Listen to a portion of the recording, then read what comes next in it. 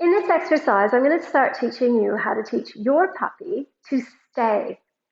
So for this exercise, you'll need to have either a treat pouch or a small handful of food treats in your left hand. That leaves your right hand free to offer the stay signal, which is a very slight, small hand movement in front of the puppy's face to tell them to stay. Now, one tip about your hand signal, don't leave it there while you do your walk away or while you do your duration. We don't want the puppy's behavior to stay to be contingent on seeing that hand signal. So that's why I want you from the beginning to just make it a little flash and away. If you notice that your puppy is jumping up at your hand, then make your hand signal up a little bit higher and a little bit smaller to start with, something like that. And then you can shape it into something a little bit more obvious if you want to. Daisy, come on over and help. So the first thing that I'm going to do is I'm going to lure my puppy into the sit position next to my left foot. Sit. Good. Deliver a treat.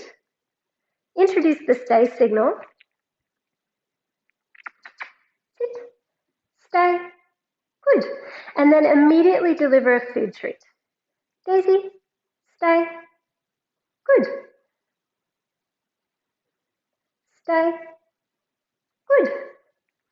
Rewarding her so long as she stays in the position. Stay. Good.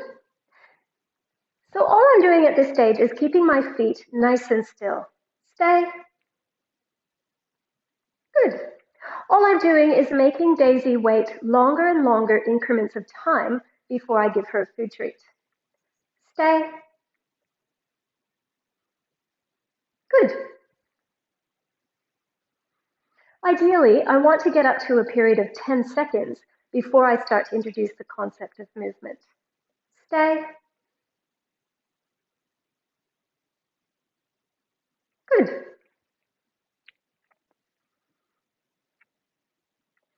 Stay.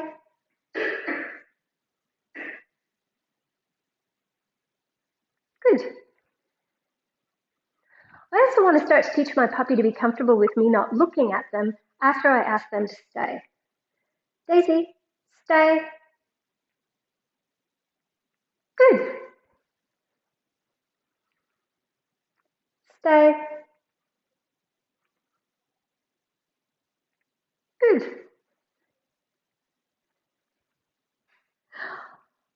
All right, so now that I've gotten to a period of 10 seconds of waiting without moving my feet with Daisy, I'm now going to introduce the concept that after I say stay, I'm allowed to move, but she actually has to hold position. I don't want Daisy to fail, so to set her up for success, I'm going to keep my movements really small and subtle to start with. So take a look at it here. Daisy, come on over to heel position. You're getting tired, are you? Good girl. Sit.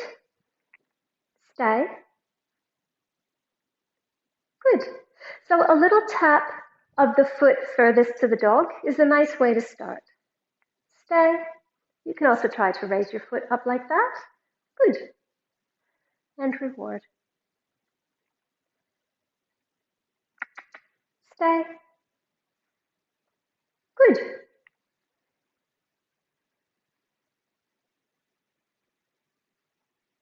Stay. Good. Stay. Good. Don't worry if your puppy lies down.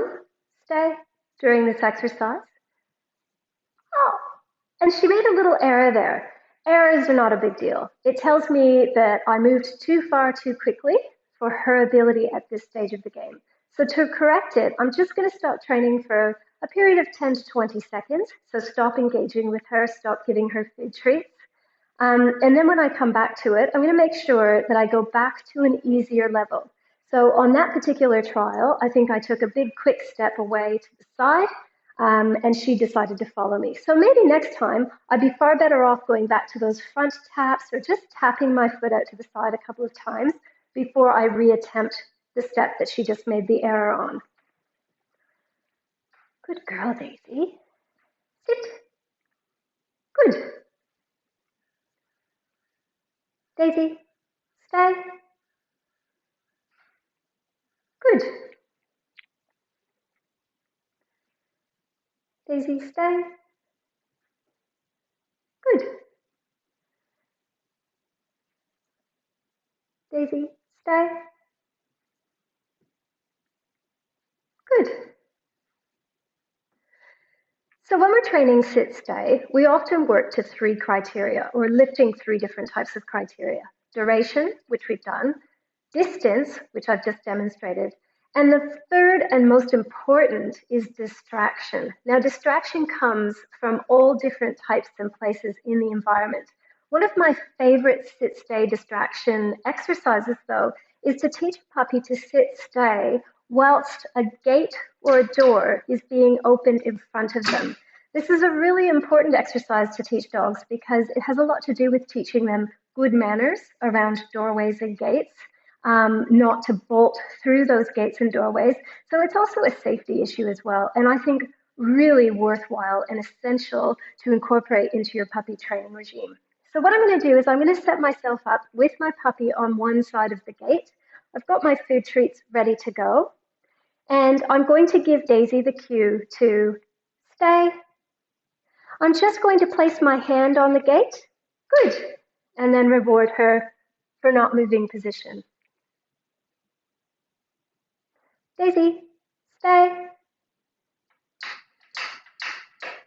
Flicking the gate. Good.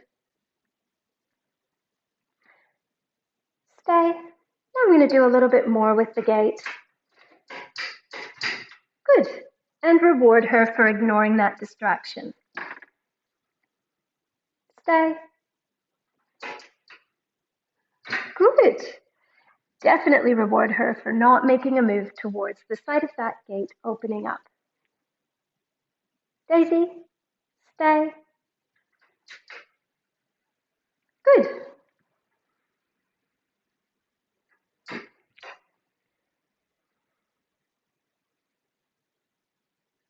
Stay. Good.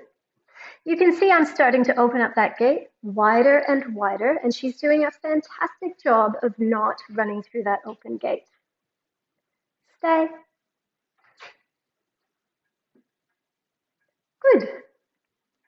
Now I want to get to the stage where she happily watches me walk out the gate and doesn't follow me. Daisy, stay. Good.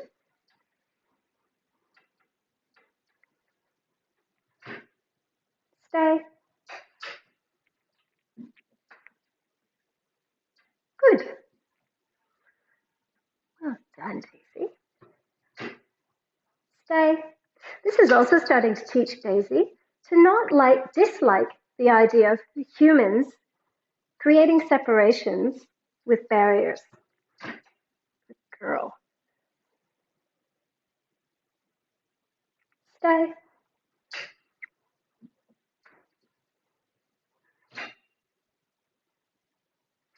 Good.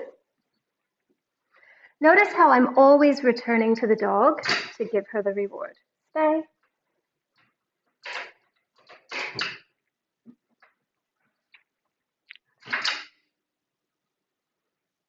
Good. Good girl.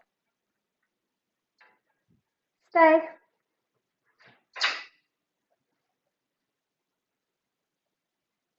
Good.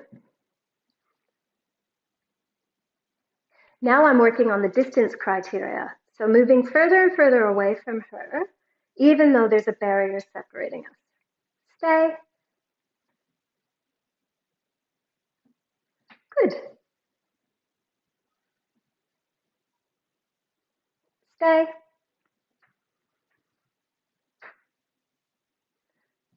Good.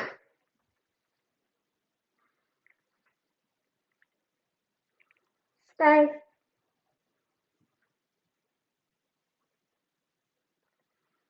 Good. Well done, Daisy. Good girl. Free. Good girl. Well done.